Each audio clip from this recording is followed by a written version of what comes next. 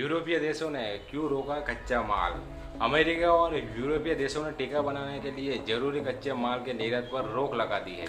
इस फैसले से भारत के टीकाकरण कार्यक्रम को झटका लगने की आशंका है।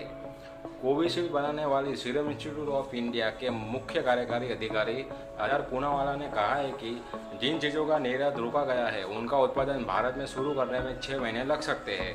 फिलहाल उन चीज़ों की आपूर्ति के लिए अमेरिका और यूरोपीय समुदाय के देशों से होने वाले निर्यात पर निर्भर है। भारत में टीका बनाने के लिए जरूरी सामग्रियों, बैग, फिल्टर, एडजुवेंट और प्रिजर्वेटिव का निर्यात अमेरिका और यूरोप के अन्य देशों से किया जाता है। टीका बनाने के लिए एक तरह से कच्चा माल है।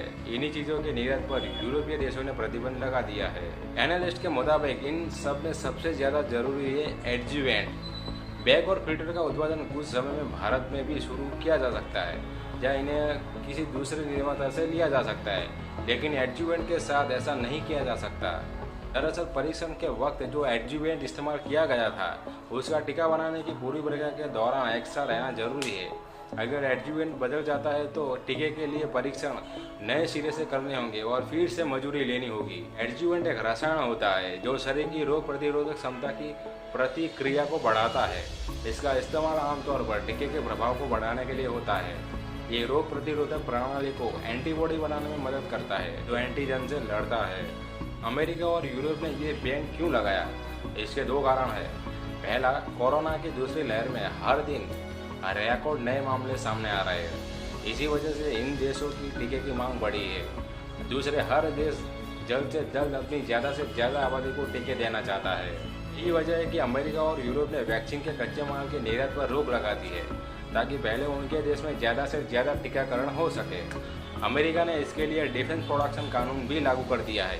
इस कानून के द्वारा अमेरिकी सरकार आपातकालीन स्थितियों में राष्ट्रीय सुरक्षा के मद्देनजर औद्योगिक उत्पादों की सप्लाई और प्रोडक्शन को कंट्रोल कर सकती है। सीरम इंस्टीट्यूट ऑफ इंडिया के सीईओ आधार पूनावाला ने हाल ही में कहा कि भारत 6 महीने में नई वैक्सीन चेन विकसित कर सकता है, लेकिन हमें अभी ज़रूरत है। 6 महीने बाद हम टीका निर्माण के लिए किसी देश पर निर्भर नहीं होंगे, लेकिन उसके लिए समय लगेगा। उनका कहना है कि अमेरिका निर्यात पर लगा बैन हटा लेता है तो हमारे उत्पादन क्षमता में 50% की वृद्धि हो सकती है। भारत में इस समय कोवैक्सीन और कोविशील्ड के साथ ही रूसी वैक्सीन स्पुतनिक वी को भी मंजूरी दे दी गई है। कोवैक्सीन और कोविशील्ड का रोज का उत्पादन 25 लाख खुराक के करीब का है, जबकि इस समय देश में औसतन 32 लाख खुराक दिए जा रहे हैं। स्पुतनिक वी को मंजूरी मिलने के बाद यह आंकड़ा बढ़ सकता है। भारत में रूसी वैक्सीन को डॉक्टर रेड्डीज लेबोरेटरी विकसित कर रही है। इसके साथ साथ हीड्रो बायोफार्मा और ग्लैंड फार्मा में भी उत्पादन होगा। भारत में 35.2 करोड़ खुराक सालाना उत्पादन हो सकेगा। धन्यवाद।